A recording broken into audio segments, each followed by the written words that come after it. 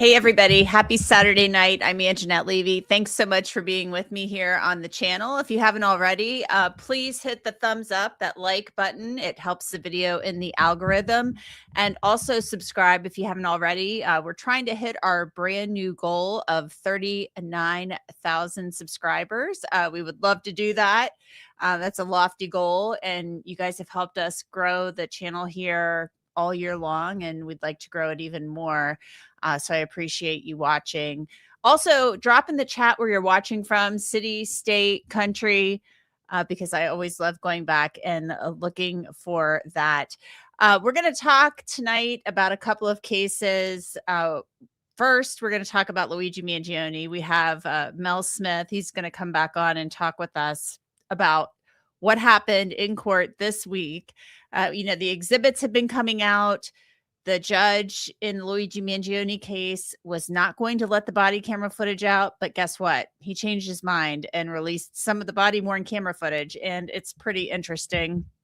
Luigi Mangione's attorneys are trying to get all of that stuff thrown out, all of it.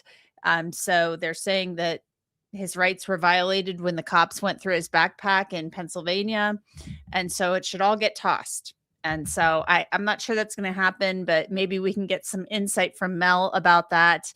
And we're going to talk a little bit more about that. Also, Tyler Robinson, the man accused of assassinating Charlie Kirk, he was in person in court for the very first time this week. And some things happened there. We're going to talk about that. And there's been a whole lot of drama outside of court surrounding this case, not even about what's going on in court, really, but outside of court between Charlie Kirk's widow, Erica Kirk, and Candace Owens, who was a friend of Charlie Kirk's, which is kind of interesting because I've actually interviewed her before. Long story, but it's on the Law and Crime YouTube channel page, whatever you want to call it. But totally interviewed her about something totally different. Nothing to do with this, but maybe I should interview her about this. It's a mess. And there was some mess in court too. So we'll talk all about that. There are a lot of questions surrounding that case, but we know what we know at this point. We only know what we've been told at this point and what we've seen on surveillance video, things of that nature. That's what we know. So there are a lot of questions surrounding the case, and I think we're just going to have to wait for this to unfold before we really make up our minds or make any decisions about where things stand with that case. But I really want to bring in Mel. I think he's ready to go. I think he popped in here. There he is. I'm going to bring him in so we can talk a little bit about Luigi. This is Mel Smith, guys. He was here last week and everybody loved him. And he has covered the Diddy trial down there in the Southern District of New York. Now he is covering the Luigi Mangione suppression hearing. And he's doing a great job doing that. And he likes to cover a lot of big cases in New York. He is Mel Smith with Watching the World 777 on YouTube. You also have a TikTok channel. Tell us about the TikTok. Yeah, it's the same, Watching the World platform. Talk to us a little bit about that. So I just do basically snippets of the courtroom. Usually in the morning I go down, I film all the way to the courthouse and also the individuals' interactions. Like I interviewed one young lady who says she's married to Luigi Mangione's AI because she's, really into that. Yeah. So with Diddy's case, I had the best video. I think I received 4 million views of Diddy's daughters coming out of the courthouse, making their walk. So things of that sort on TikTok, but on YouTube, I really cover to a high extent. Yeah. Tell me if you would, if you don't mind really quickly, what was it like down at the courthouse this week? Tell me if you don't mind what it was like this week. Like, did we see as much hoopla? Did we see the Luigi fangirls / wives? I don't know what you would even call them.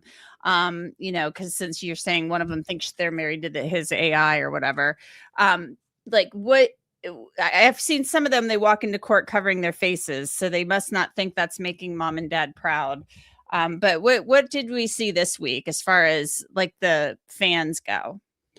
Well, he still has the fans. However, the crowd has reduced because a lot of people have to get back to work. We've had people there from Miami, Louisiana. You have people from Washington, D.C., and a lot of them are trying to navigate how to attend the trial and also work. I think some of them work from home. So that's a key factor. So let's say starting, it was 50 plus people. Mm, This week on Thursday, it was down to 10 people going wow. in. So big difference. So maybe some of them were hiding their faces because they were supposed to be working and they didn't want to be seen on camera, like their bosses seeing them down at the Yeah. courthouse. I think that's the case, and I also think that the narrative on the street is that these people love Luigi. So every morning after they bring Luigi out, there's three photographers, and they come and they take those shots. Actually, I'm in the shots every day from where I'm Oh, sitting. But I noticed that a lot of them will sit down, and try to hide from the camera. So I think it's a matter of not being associated. Some people are wearing masks, and they pretty much look like Luigi when he was arrested. They have everything covered except their eyes. So people are really strategic about wow. attending this trial. So here's Luigi Mangione. And when we got this picture on Monday from the pool, this is the pool photographer. I was like, wow, that's because he was sick the Friday before, December 5th. He was sick and wasn't feeling well. So they didn't have court. And then Monday he comes back, and I guess he's showing everybody, hey, I'm good. I'm here. I'm all right. I'm here to fight. That's how I took it. I'm doing okay. So what did you observe from Luigi, the little bit you could observe? Because I know you're probably seeing a lot of the back of his head during court. So what did you observe this week? He started off strong, but now he's reduced a bit because he's not looking back at the back row to see his fans. He's barely making any type of eye contact, but I think he's pretty strong. But I did notice when some of the uncomfortable video goes up, he starts touching his chin, Mm. so you can see him being uncomfortable. But for the most part, he's leaning forward with his head down. So I'm not sure what that means. What would you call uncomfortable video? Um, I think when one part is when they brought him into the precinct, they had him standing there, they had his ankle chained to the floor, and then they had to check his rear cavity. So they did they call it, I believe, a deep search. And so, they're starting to show his legs, his body part. They have it blotted out, but you can still see his frame. So being nude, he got real uncomfortable and started, touching his chin. So they actually showed like redacted, blurred out video of a cavity search of Luigi Well, Mangione in they didn't court. show the actual cavity search, but they saw leading right up to it where he's removing his pants. They're assisting him. His legs are shackled, so he gets his pants down all the way down to the shackle. Then they unshackle him by his ankle. When you're in that position, they don't have your hand shackled, so they had to reverse that. It's a process. Yeah. Wow. Okay, that's something. I didn't expect that. So let's talk a little bit That's about some of the that's I why I mean, attend. That's why I attend court, so you get all these kind of details. yes, we're really we're really I getting down to sit there all day so you can get the inside scoop, even with Diddy this trial, is right? this is very much the inside scoop. We are getting really into it. So let's talk a little bit about some of the evidence. Let's get into some of the evidence that we've seen this week. The thing that intrigued me was he had, I guess, a map, and this is like, I guess, and I'm trying to figure out, because it was very interesting, Mel. After our last conversation, I went back and I thought, oh, maybe some people will like to just watch the section with Mel and I discussing just Luigi. So I snipped that out of the live and uploaded that video as like a freestanding video. And there were some interesting reactions in the comments, not toward you, toward me. And so I'm getting the feeling that, I'm trying to figure out where a lot of the Luigi supporters are coming from. And I'm getting the feeling that there are some who believe he's being framed and that he is a patsy and that some of this evidence is planted. There are others who believe that, yeah, he might have done this or he did do it, but they're okay with it because they support what he did, and they're angry with the healthcare industry, and feel they're such colossal failures in the healthcare industry that something had to be done. Where do you feel like the defense is going with this at this point in time? I mean, I know it's hard to tell because this is simply a suppression hearing, and they're trying to prove that, look, this evidence shouldn't even come in, because if this evidence was helpful to them, they wouldn't be trying to suppress it. They would be like, okay, yeah, fine, let it come in, we're fine with it. But no, they're saying no, that none of it can come in. His rights were violated. Where do you think the defense is going with this? Because as far as we can tell, when we look at this, check Pittsburgh, red eyes, ideally to Columbus or Cincinnati, get off early, I think it says keep momentum, FBI slower overnight, break cam continuity.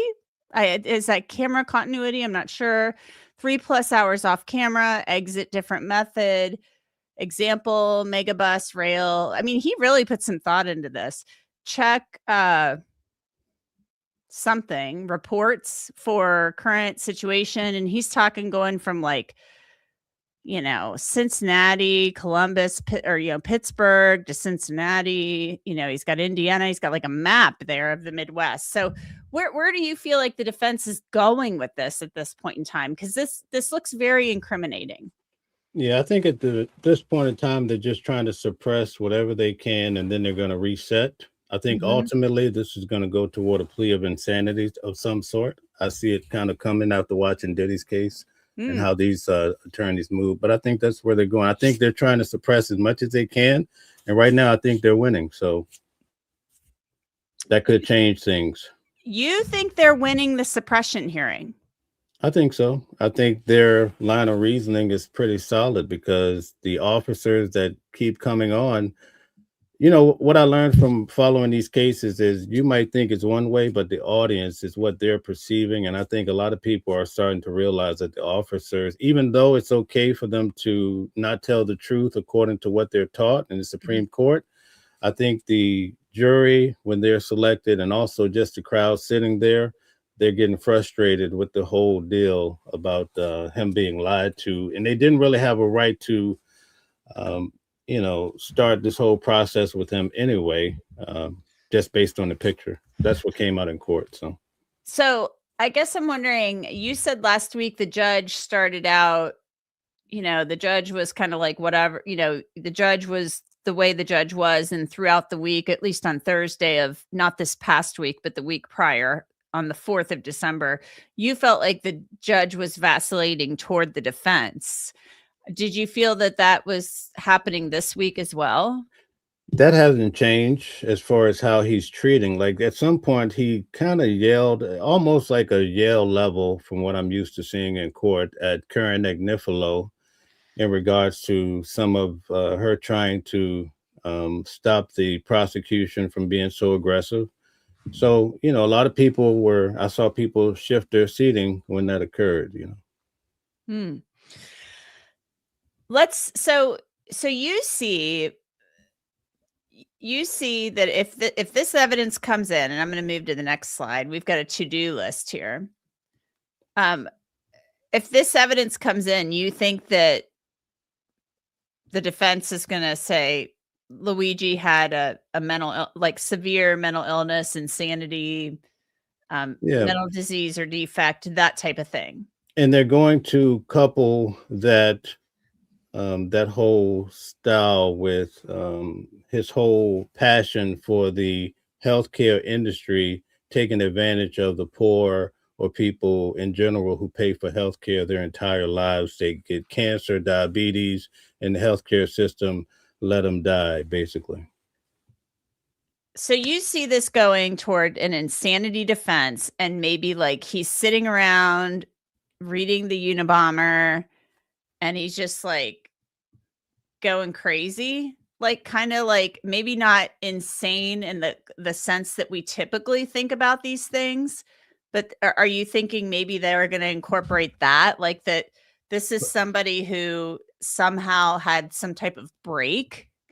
Yeah, I sit through Trump's case. I sit through Diddy. I would see these guys walk in court every day. Well, Luigi, he's not there mentally.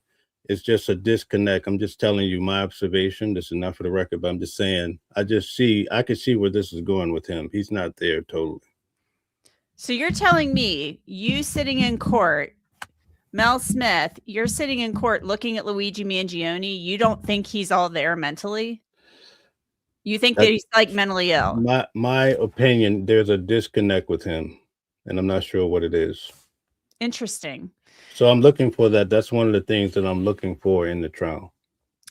And that's interesting that you say that, because I've been saying that I think that he probably had some mental health issues. His family may have known about them, or, a lot of times families don't know what to do about these things. Think about it. He comes from this wealthy family. I mean, we don't know what it's like to be in the Mangione family. We have no idea. We just know they've got a lot of this. They got a lot of ching. And he went to a really good school. He went to the best schools. And a lot of times families don't know how to deal with mental illness. And a lot of times that stuff kind of develops in your early 20s.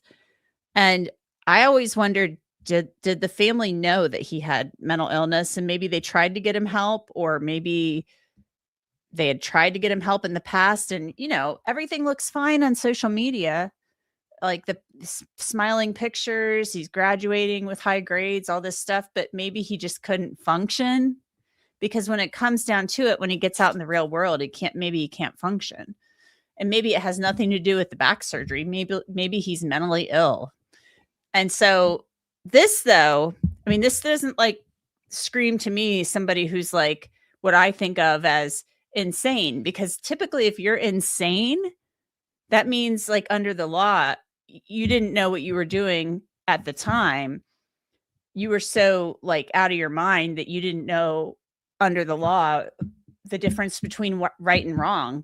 And all of this makes it look like he knew clearly what he was doing was wrong. Right. That's why they don't want to get that suppressed. Right.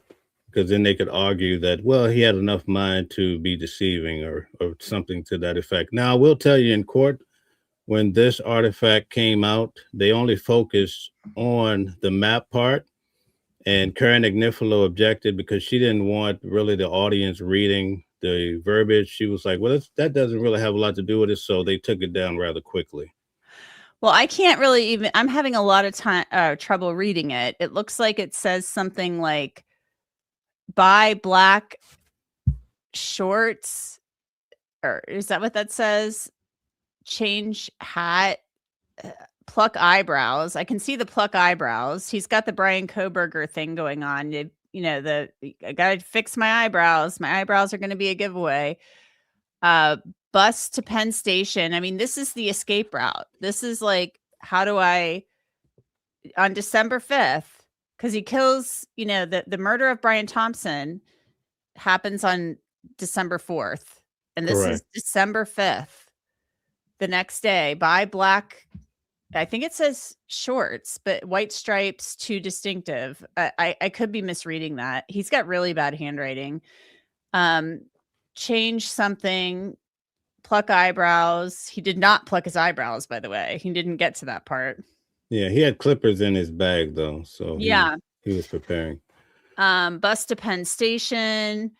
I mean, this was very well thought out. I mean, very well thought out. I mean, he made a lot of really bad mistakes. Then there's something about taxi to U.S. Postal Service, blah, blah, blah. Train goes left. Okay, so we'll move on from that.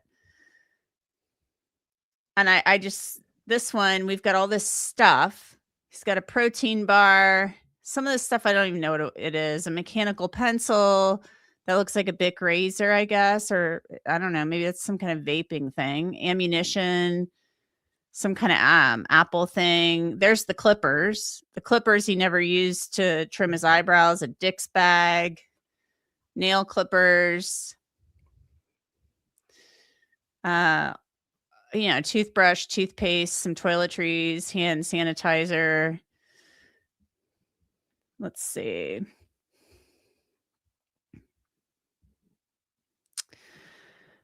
And here's the homemade ghost gun and suppressor.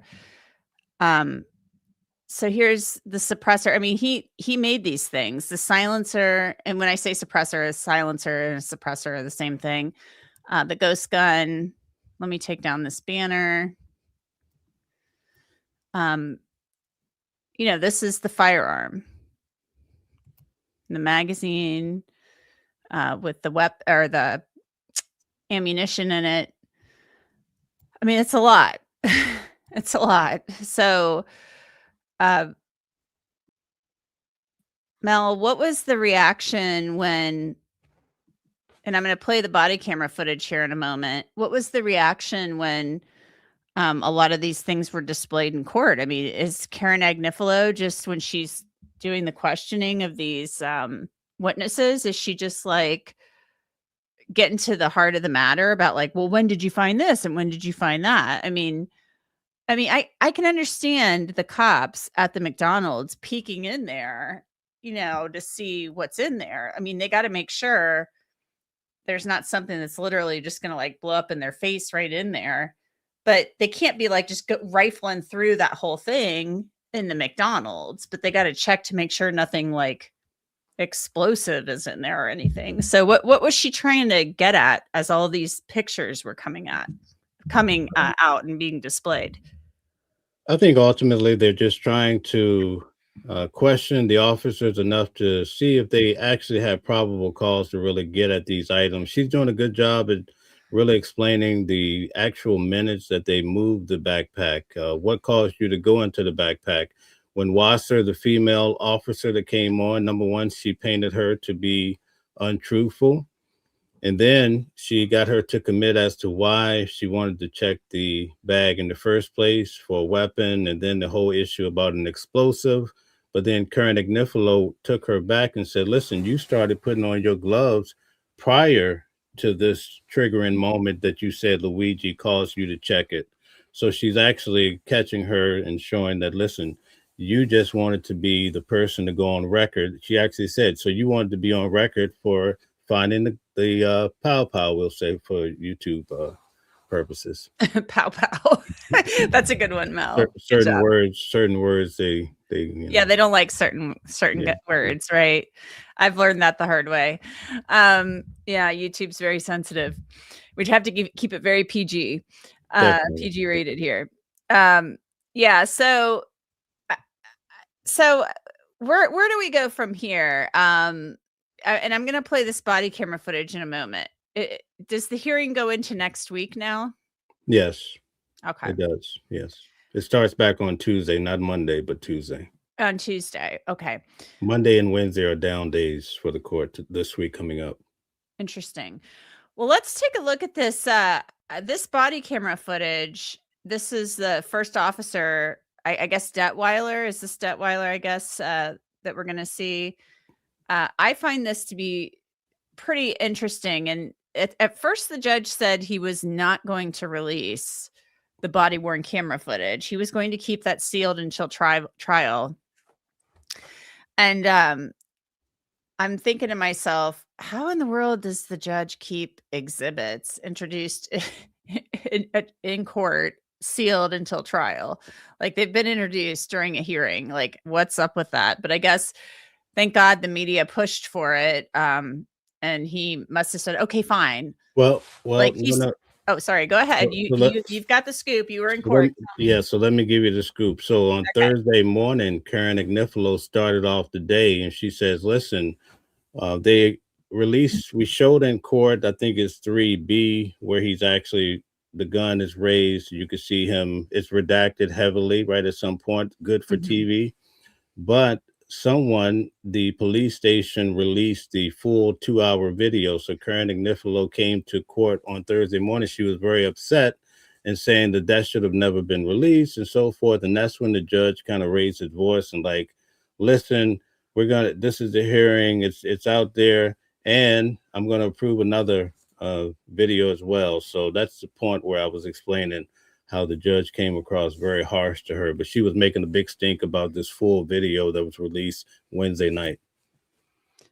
Wait, so somebody released the full 2-hour video? Yeah, that actually shows it takes them 3 minutes for the ambulance to come. It shows him being put on the stretcher. It shows the woman running. Someone released that. It had never been shown in court. And it went from the police to the media, and Karen Agnifilo was going crazy Thursday morning. I did not. Okay, I don't know how I missed that. Because yeah, that's weird. I don't know how I missed that. I'll have to ask work about that, because if we got that, I didn't see it. I just know we got this one, this 2-minute long clip that I'm about to play. So I'll have to look into that, what you just said. Yeah, that's the big talk of this week, was that video being released, the full 2-hour video.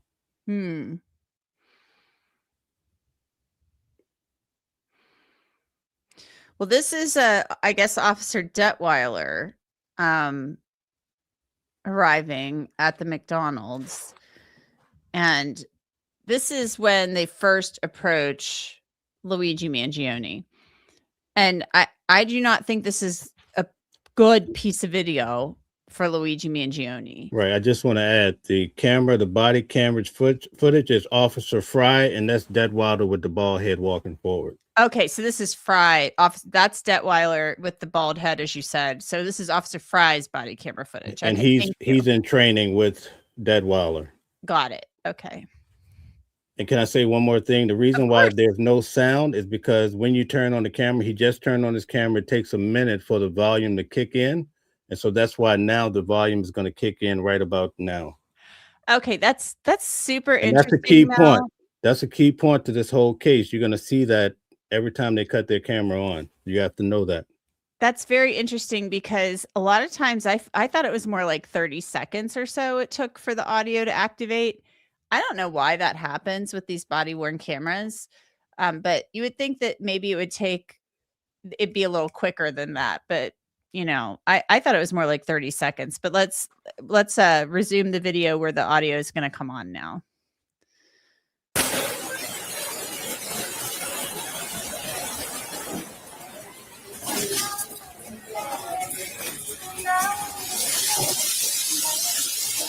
Yes, sir. There you go. Can you put your mask down real quick for me? Yeah, sure. Appreciate it. Thank you. Okay. What's your name? Mark. What is it? Mark. Mark? Yes, sir. Mark what? Rosario. Rosario? Someone called. They thought you were suspicious. Oh, I'm sorry. Do you have your ID on you? Yes, sir. Thanks.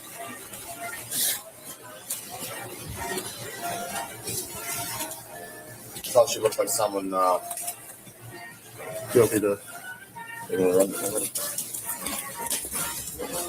I find it interesting that they blurred the fake ID. Out of New Jersey.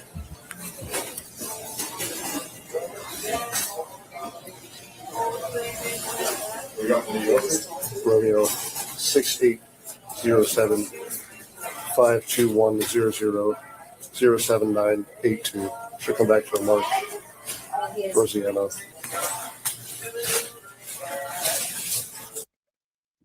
So that's what we got from the court. I still can't believe, like, we have a picture, we have it as an exhibit, the Mark Rosario ID, yet they felt the need to redact that, which I find hysterical. I'm like, why would they redact that? I get that's probably standard procedure, but I'm like, we have that. That's a major piece of evidence, his fake ID. So you know, what was the reaction in court when that played, Mel? Like, I mean, he's like, what's your name? Mark. What is it? Mark Rosario? Like, Yes. Seriously? Like, I don't know. Well, you know, the people that I'm sitting with back in the public, they're kind of excited looking, you know, they're looking at it like it's a movie, and they're like getting nervous because they're rooting for Luigi, and they're like, oh my goodness, more evidence, you know, that's kind of a feeling. Oh boy. Okay, so But this looks really bad for Luigi. Now, I guess the defense could say, look, I feel like I can read this whole mental illness defense right now, where they might be going with this. I mean, if they're going to try to say he was insane, I think it's clear that Luigi is mentally ill from just reading the little snippets that I've read that the state included in their one filing over the summer. But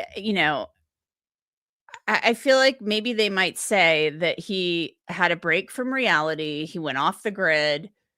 They're gonna probably say he had like a psychotic break of some sort, and he just like developed into this other personality. I mean, do you think that's kind of where they're going? Like, do you think that they are gonna come up with some type of like complex diagnosis here? Yes, and I don't think it's going to be hard to develop that whole concept. I mean, listen, I sit there, I look at the guy closely. Even like when they're putting the cuffs on him, some days he's just not there, and he's shaking a little bit, like if it's too tight or something, and everybody's on pins and needles. Like, okay, it's almost like if you have a family member that has some issues, and you're like, okay, we're in public, chill out for a minute, wait till we get home, that type of a deal, So, and this is just my observation. Mm-hmm. He looks Well, up a lot. He always looks up to the sky. There's no connection with anyone really there at this point. well, he may be medicated. That's what that would be my second guess, but I'm not a professional, but I kind of feel like there's a lot of this going on. Hmm. A lot of mentally ill people commit crimes. It's very sad. I mean, it's horrifically sad. It doesn't excuse it. It might explain it. An explanation is not an excuse. But this case is just horrific. I mean, if you go back, right, his mother, there was no contact for quite some time. She reported Usually him missing. Yeah, usually when you see signs of mental illness, sometimes with the disconnect, even from your family, even with a lot of these cases where there's an insanity plea, I've noticed that the family's saying, oh, there was no contact with this person. We were concerned about him. So the telltale, I mean, legitimately, it seems like there's something here. I want to know why the San Francisco PD, because I reached out to the San Francisco PD back when he was first arrested, and they would not give us any of the information about him being reported missing, like the mom filing the missing persons report. It's like, oh, open investigation, which is kind of BS because it's a missing persons report, or, mom Right. files something, like mom calls like, come on, just give us the paperwork. It's not a big deal. So she had reported him missing after not hearing from him for some time. Right. And mom reportedly, I say reportedly, I don't, but somebody was saying mom was not shocked about this after her son's arrest. We don't know that for certain because the Mangione family has only issued a statement through a spokesperson. But yeah, it's just like, yeah, the family knows something. Just what it is, we don't know. Right. Well, Mel, thank you so much for coming on again and helping us work through all of this and giving us all of this courtroom tea, as people say. Again, where can people catch you so they can check in during the week? Watching the World 777 on YouTube. And where's your TikTok? Same thing, Watching the World 777. Okay, great. Well, thank you, Mel. We're going to switch gears and talk about Tyler Robinson now, but I appreciate you coming on. I hope you have a great rest of your night. And just so you know, I'm heading out to that case next, so I'll be there following this. So. Oh, you're going to go to the Tyler Robinson case? Yeah, I'm flying out, so we'll be in touch. Thank you for having me on. Yes, I would love to have you back on to talk about that. Yeah, we're going to be talking about it. Thank you for coming on. Have a good night, Mel. Thanks, everyone. Thanks. Bye. Okay, see ya. Bye. All right, so that was Mel Smith. Just love Mel. He's super nice and always gives us all the deets. So met him during the Diddy trial. I should have asked him what he thought if he's watched the 50 Cent documentary, because I have not yet, but I've heard it's pretty well done and would love to know what he has to say about it. So guys, let's switch gears now and talk about, I cannot believe the Tyler Robinson case. And it's not really the case itself that I can't believe, but it's all of the drama outside of the courtroom that I can't believe. This was the first time this week that we saw Tyler Robinson inside a courtroom. So I'm going to share my screen so you can see this. I didn't really know what to expect. Other than, I expected to see him in civilian clothes, of course, because the judge granted that request. But here he was in a blue dress shirt, a tie, of course. He was in restraints. The media was ordered not to show those. I don't want to get into a whole thing about the photographer who was sent there.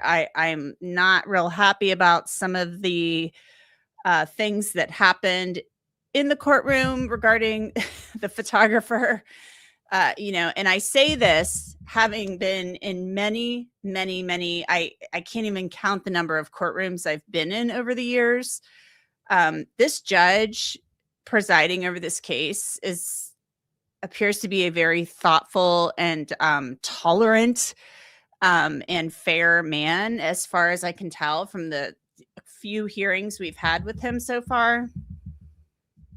But I am, there was a media order, a decorum order, where it very clearly stated, and the judge said it orally and in writing, that the defendant was not supposed to be he was not supposed to be photographed in restraints. Okay. He made that clear, because I personally think they need to buy one of those stun vests and put that on him. I think that's what needs to happen, instead of having him there in actual restraints. But I guess that's what the sheriff wants. Why he feels that's necessary, I have no idea. I don't know if they think this kid is like Spider-Man and he's going to try to escape. I have no idea why they insist on having him in restraints. We've seen many other cases over the years where these defendants are in civilian clothes and they are still out of restraints for these hearings.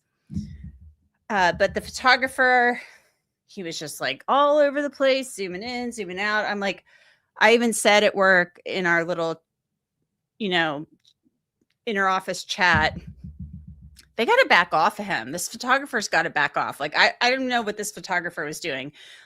Obviously, the station who sent their photog there you have a responsibility to talk to your photographer and say, this is the judge's order, read it. We're going to go through it before you go there. You need to read this. And I just was, so when when the defense made the motion to remove the cameras, thank God the judge said, just move the camera to the other side of the courtroom. Apparently the shackles were shown. There was some audio. The New York Post posted something saying, oh, a lip reader said he said this. I don't buy that stupid story for a moment. It was the dumbest thing I've ever seen. I'm like, there is no way Tyler Robinson said the stuff that lip reader was saying in court. No way his attorney would have let him say it. It was just so silly. So it was, I hope nobody even really, I hope really nobody believes that lip reader story. It was so stupid, really dumb. So I was really upset because I've been in so many courtrooms over the years, and when you're in the media and the judge issues an order about what you can do in his or her courtroom, you got to follow it. You can't just go in there willy-nilly, and you just be careful. You got to be careful, and you just got to be, especially when they're already trying to kick us out. Like, the defense doesn't want us in there. Well, and I think, you know what, defense and prosecution, you guys are both being ridiculous. Both of you are being ridiculous by trying to kick the cameras out. It's absurd. Like, I will always say that. This is a huge case. There are people spouting theories all over the place regarding this case. And I'm like, so yeah, you've got people all over the internet and on YouTube saying, oh, this country had Charlie Kirk assassinated, and this country did it, and people in Turning Point did it, and this person was involved, and even blaming Charlie Kirk's wife. But yeah, let's shut the cameras down and let's turn out the lights and shut this all down, because that's going to make everything better. No, that is not the solution.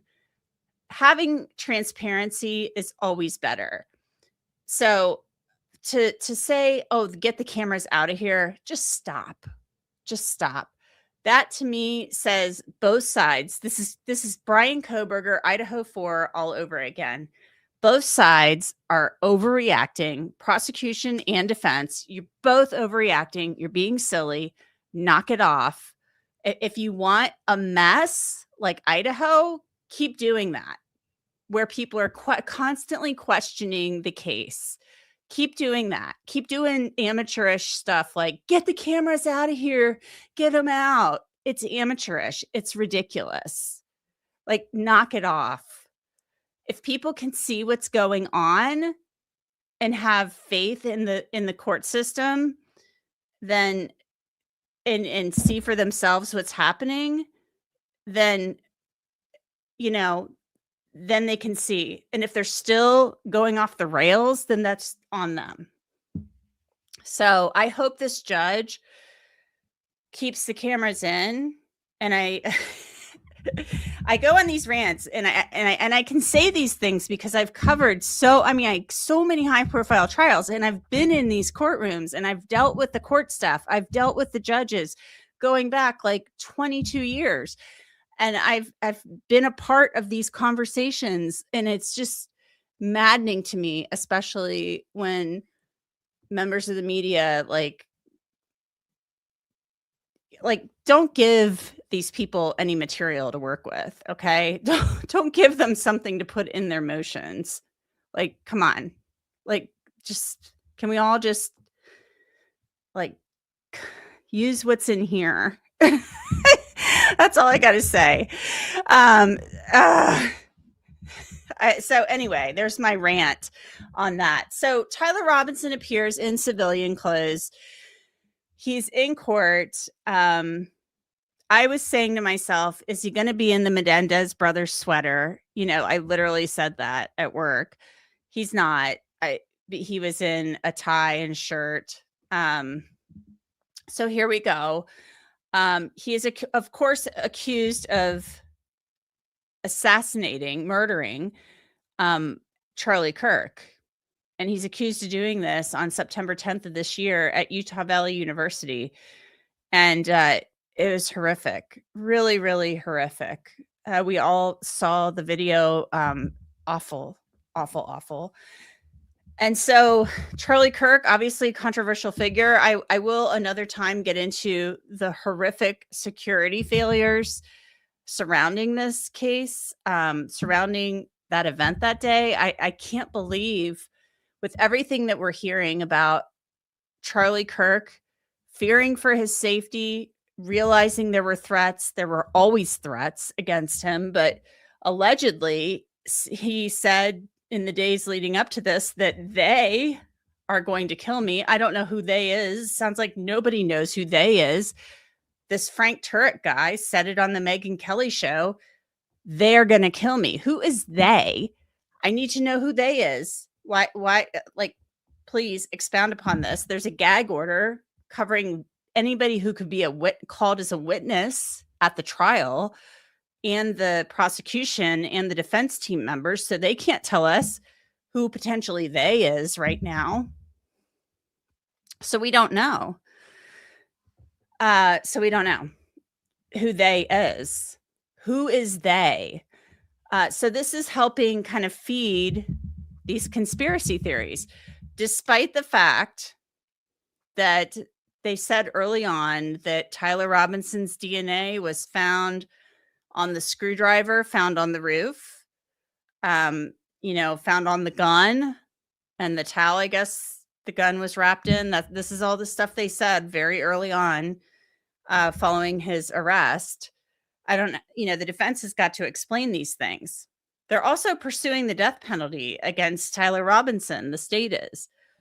I was going through the statute in Utah just a short time ago before we started this live.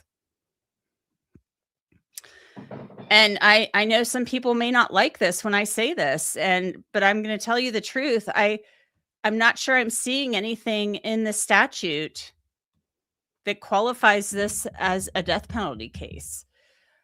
And Tyler Robinson's attorney even brought that up the other day. And I'm going to play that soundbite for you here in just a moment. And it talks about in the statute aggravating factors. He's charged with aggravated murder. Yes, of course. I mean, this was horrific. Don't get me wrong, and I'm not saying that this was horrific.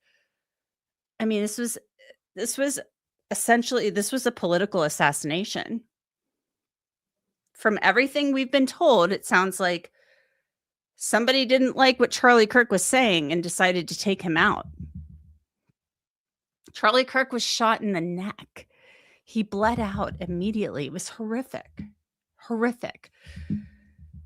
But the aggravating factors in the statute talk about, murdering a corrections officer, an emergency responder, a federal officer, a peace officer, using a weapon of mass destruction. An actor commits an aggravated murder if the actor intentionally or knowingly causes the death of another individual under any of the following circumstances. The actor committed a homicide while confined in a jail, committed a homicide in one act, scheme, course of conduct, or criminal episode during which two or more individuals other than the actor were killed. You're committing another crime, something like that. The only thing that really seems to fit is the fact that other people may have been in danger. And this shot was fired into a crowd of people. Other people could have been injured or killed. That's the only aggravating factor I see that fits. And I don't know if that, I just don't know if that is enough. So here is, I just don't know if it's enough. And let's listen to right now the attorney, because they did this. Typically, they do this after the arraignment. They file a notice of intent to seek the death penalty after an arraignment. We haven't even gotten to a preliminary hearing right now. That's scheduled for May. And that's the standard for that is very low. That's just a probable cause standard. So I'm going to play for you this soundbite where Tyler Robinson's attorney, Kathy Nestor, she basically says, we don't even have the evidence of why they're seeking the death penalty in this case. So they're going to hit that pretty hard.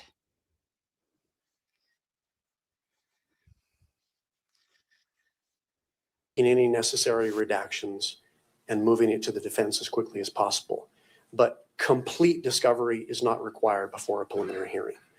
We have to provide it as quickly as possible. So this is pretty interesting because, the defense is like, we need all the discovery before the prelim. No, they don't. Because literally all they have to do, all they're going to have to do is, the state is put up like some cops and like some DNA people to say, yeah, it was his DNA. And here's the text messages between Tyler and his roommate, the trans roommate, where he's like saying he did it. And I'm not talking about just the exchange in the information that was filed. I'm talking about the actual text messages. They'll put those up on the screen and say that they were able to verify that those were Tyler's. And they're going to say he confessed. I mean, there's your probable cause right there. I mean, that's probable cause on steroids. So they don't need all the discovery. They don't need all the discovery to go to a preliminary hearing. but I'm sure the defense wants it all. They want everything right away. They want it all yesterday, all the time. Possible. We have that duty and we continue to do that. So we think we can schedule a preliminary hearing and work towards that. I'm aware of Ms. Nestor's schedule. I know she's going to be in trial, I think, in February and March. And I'm probably overestimating the availability of the court's calendar, but the hope would be sometime in April to schedule a preliminary hearing. All right. I'll submit it, Judge. Thank you. Your Honor, can I just clarify one thing? I mean, the county attorney has made a decision, very public decision, to announce their intent to seek death the day that there was an arrest, which means that that obligation to provide us with the probable cause for everything they relied upon to charge applies now to their intent to seek death.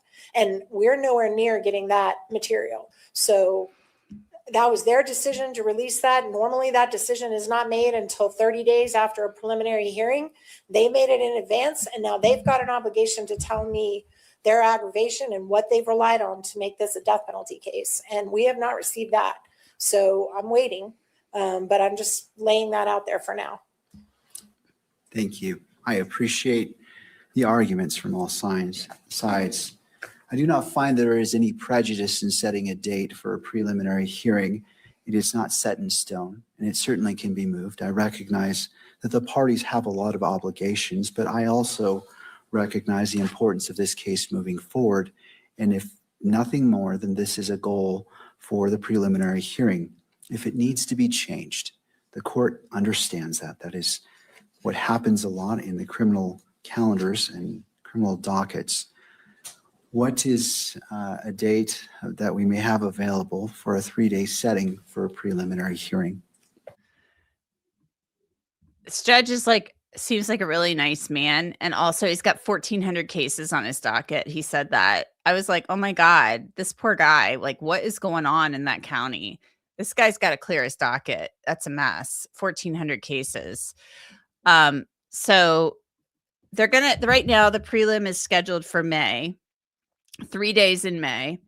The one defense attorney you see there, he, I believe, was the Menendez brothers attorney way back in the day. Novak is his name. Yeah. I'm just not so sure this is a death penalty case. I really think that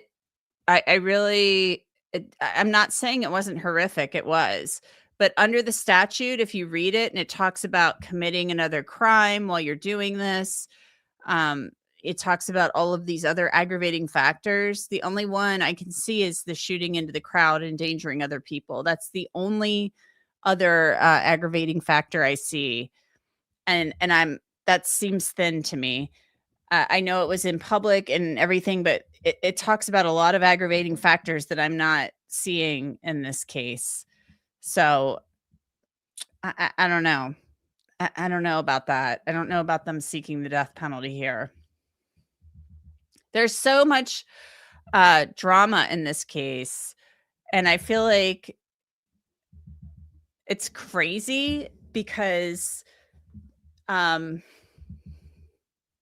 it's a lot of it is stemming from, and I actually applaud the government officials for in the very beginning coming out and saying, look, this is the evidence we have right now to hold this guy, to arrest this guy. I mean, they were putting it out there and being transparent. Okay. They were saying, this is what we have on him. This is why we're pursuing this charge.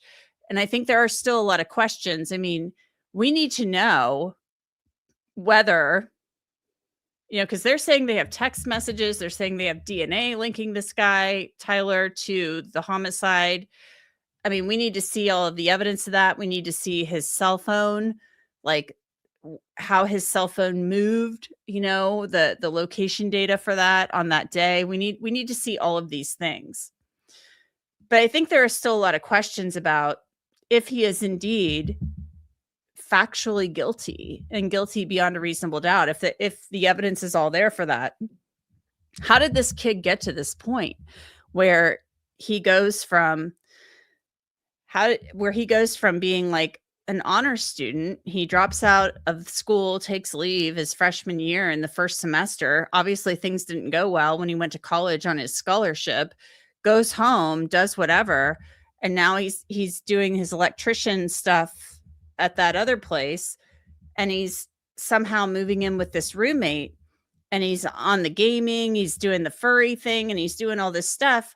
Like, how does he get to the point where he's like, and his mom had told the investigators he had over the last year become, moved more to the, I guess, to the left politically, become more engaged in trans rights and things of that nature. He's got this roommate who is, transitioning from male to female.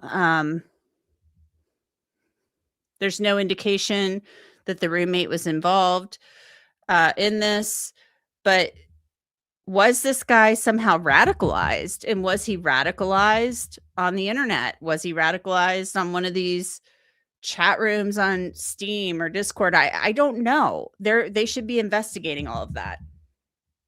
And there's just a lot of questions. And there's one person in particular who's feeding a lot of those questions. And, I'm all for asking questions. I have a lot of questions about this case. I mean, I'm all about asking questions, but we know the evidence they say they have so far implicating Tyler Robinson in this homicide.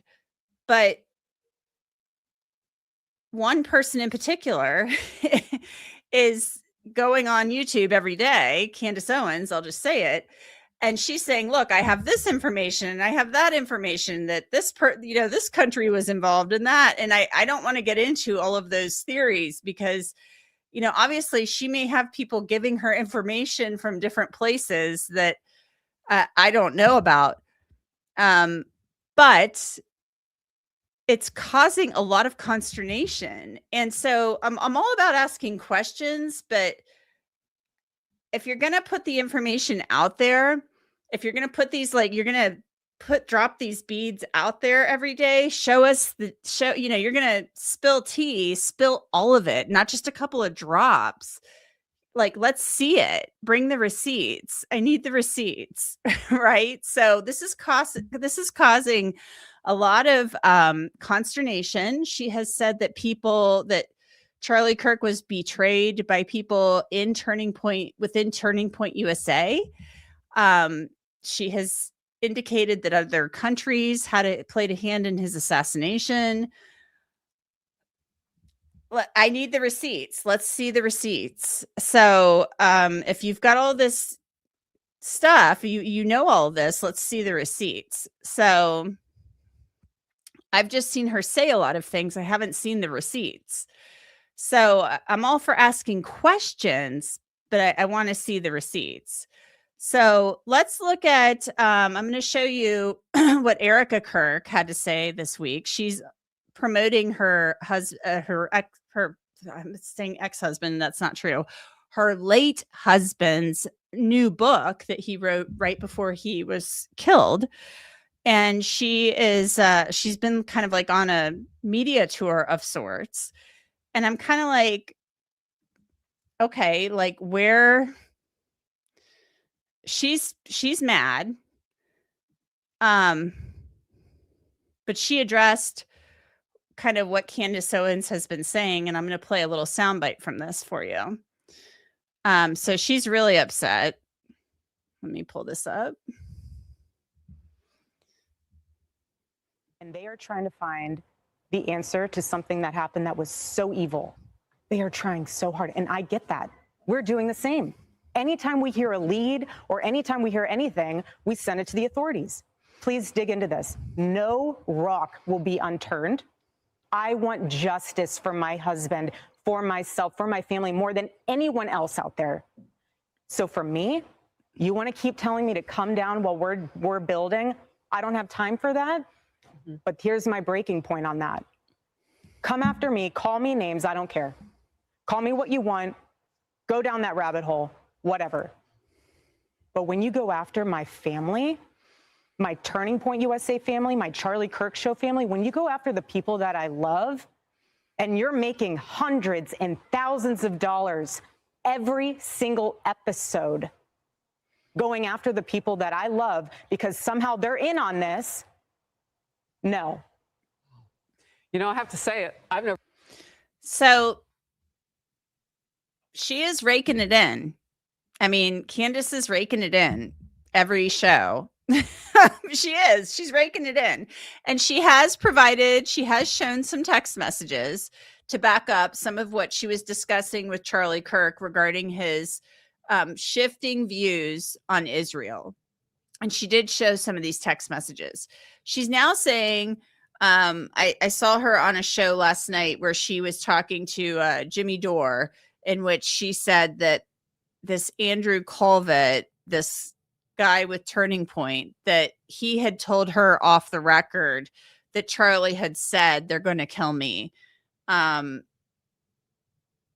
know, the day before he was murdered. We still don't know who they is. That would have been my first question. My first question would be like Charlie, who, when you're like, what are you talking about? And then my second question would have been like, what do we need to do to keep you safer? If somebody comes to me and they're like, they're going to kill me, and I know you've been getting death threats for a really long time anyway, and I know this because the night he was murdered, I interviewed a man who's known him for years, and he told me that Charlie had been getting threats for a really long time. I mean, you have a security team for a reason.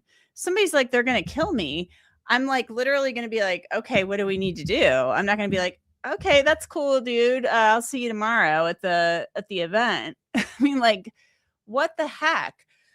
So, I just don't get it. I really, really, really don't get it. You know, if somebody's like, they're gonna kill me, like, I'm not gonna be like, okay, cool. I'll see you later. Like, I'd be like, who is they? Like, first of all, and who do we need? What do we need to do? I mean, Charlie Kirk, I mean, people, if you loved him, you didn't know who he was, you hated him, whatever. Like, somebody, there were social media messages online. I've seen them, the tweets from September 9th saying like tomorrow he's going to be dead and stuff like that. So who's they? Like, I mean, something was cooking, something was out there in the ether, and I don't know. It's just really weird. I just don't get it. I don't get it. So here is more of Erica Kirk, and then I'm going to play you what Candace Owens said. And again, you know, I've only interviewed Candace Owens once. I think she's obviously very good on TV. She's charismatic. She's got a lot of charisma.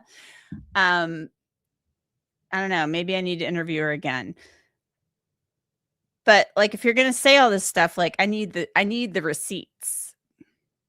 Never seen you like this. No, this is righteous anger because this is not okay. It's not healthy. This is a mind virus.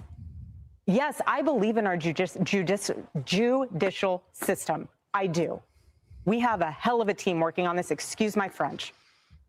But this is not okay. So you want to put these people back in the box where they've been creeping from? I don't care what box you're in. But just know that your words are very powerful, and we are human. My team are not machines, and they're not robots. They are human. We have more death threats on our team and our side than I have ever seen. I have kidnapping threats. You name it, we have it. And my poor team is exhausted. And every time they bring this back up, what are we supposed to do? Relive that trauma all over again? So basically she's saying, you know, because it sounds like they've always had threats, or at least Charlie Kirk always had threats. Obviously, since he became a, you know, big figure politically, but it's gotten worse, it sounds like. And it sounds like every time there's more out there about this, about the organization being a part of this, etc., then these threats against the organization and the team members kick back up. So insane. So here's what Candace Owens had to say about all of this. I mean, this is like catfight drama because Candace Owens, has shown these text messages where she was talking to Charlie Kirk before his murder. And she's basically saying that, his views on Israel were shifting. She has a point of view.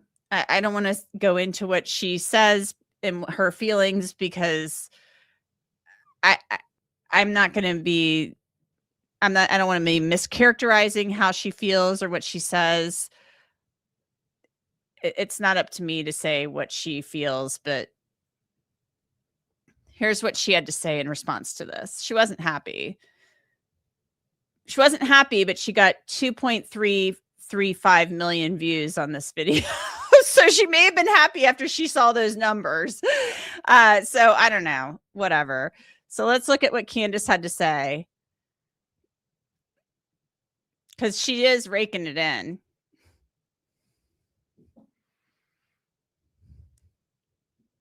And I am going to request respectfully, I know it's not going to be honored, I'm going to respectfully request that all of these Agent Smiths in this obvious matrix just stop, okay? This PR campaign, it's been nonstop since Charlie was shot. It was honestly dead on arrival, okay? We do not trust this. We do not believe this. And yet we are wildly kind of in this position where they're testing to see how many times they can say the same thing before they convince everybody else at home that it's true. Okay. Okay. So she's saying she's in the Matrix. This whole thing is the Matrix. She doesn't believe it. So who's pulling the strings? Because she said a number of different things. She has said a number of different things. And I'm not going to spread what she has said. I think it's good to ask questions. I think it's good to ask questions. I still have a lot of questions about this. I need to know how this kid, this straight A student, and I think I have an idea. I have a theory of what happened with this kid, with Tyler Robinson, if he is indeed the guy. I'm not going to go like putting it out there. I'm still kind of piecing it together. But I need to know how he goes from straight A scholarship kid to 22-year-old, alleged assassin on a roof with grandpa's 30-06 saying, I'm going to take out Charlie Kirk because I can. So I'd like to know more about that. And he doesn't have a social media footprint. Like, he has a Discord account and a Steam account, but he doesn't have, like, when I went looking for him on Facebook and everything, even before he was, before his name was widely out there was really nothing. I'm like, how does this kid not have a TikTok? Like, I thought, like, when you don't have a social media footprint and you're a young person, I'm a little bit like, and not every kid does, but most of them do. And I'm like, what on earth? You got to know the feds probably found it. So I just have to know what went on with this kid.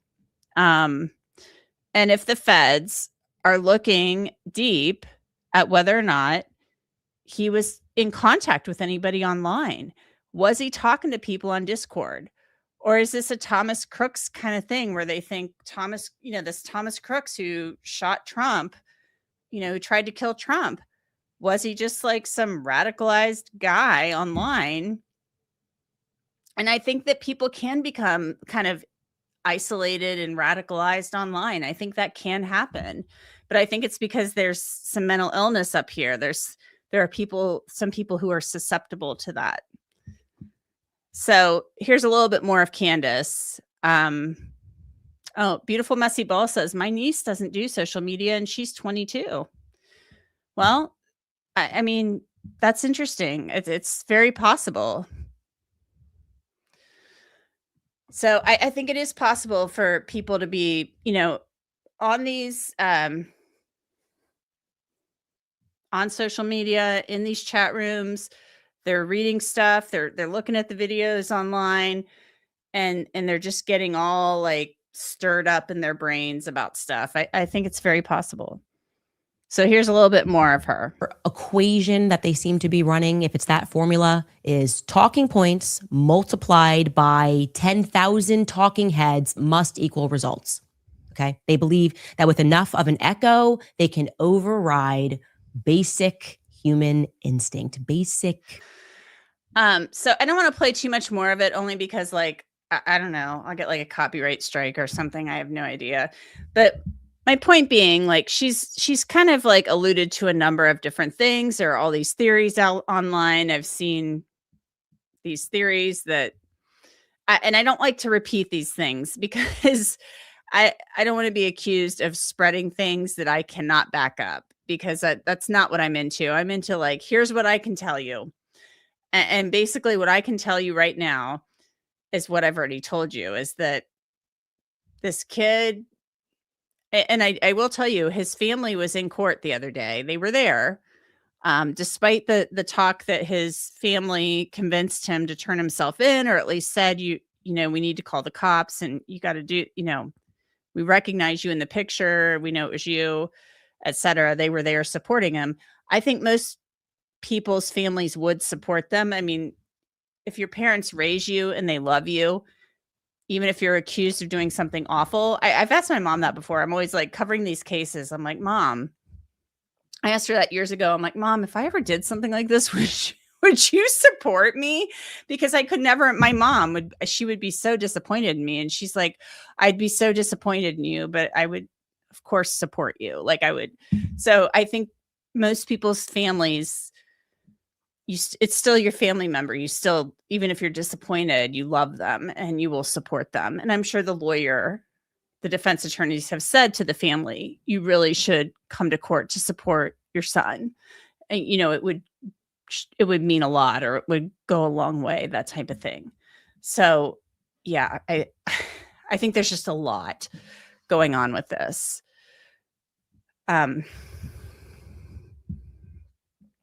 I think there's a lot. I think there's a lot we still don't know. So Hella from Down Under is in here, and she says that they won't let Candace Owens into Australia. But she says, yeah, but we ban most things. So Candace is not special or spesh, as she says. So that's really funny. That's hysterical. Yeah. I think that Candace Owens is raking it in. I'm going to tell you that right now. That video where I just played you snippets of it, where she got more than 2 million views. She probably made a few $100,000 off of that minimum. That's in one day. So at the end of this, whether this case, like, let's say this case goes to trial, and say what if this kid pleads guilty? What if he ends up pleading guilty? I mean, is she going to have egg all over her face? Or is she going to say he's a patsy? I don't know. I'm just saying that there are a lot of questions here. Security failures all over the place with that event. Whoever was handling the security for Charlie Kirk, I don't know what you were thinking, letting him sit there in that tent without people on those roofs, like making sure those roofs that nobody could get up there, especially when he's saying they're going to kill me. Like any event like that, especially after what happened to Trump, you got to make sure nobody's on the roof. So I don't get it. I don't get it. Thank you so much, Beautiful Messy Ball, for the super chat. There is a gag order on Brian Harpole, head of security, did approximately 2-hour interview on Sean Ryan. Make it make sense. Okay. He might have done that before he knew he was covered by the gag order. That's what I'm assuming. She also thinks Bridget Macron is a man. Okay, yes. I think I did see that actually on Twitter. Yes, I think I saw that. I did. I did. So yes. So guys, it's a lot. So we have a lot of questions about the case. I think we'll learn a lot with pretrial motions and motions in limine. And we may learn a lot we don't know already at the preliminary hearing in May. If it even goes in May, it may get pushed out to June, for goodness sakes. But yeah, there's a lot there.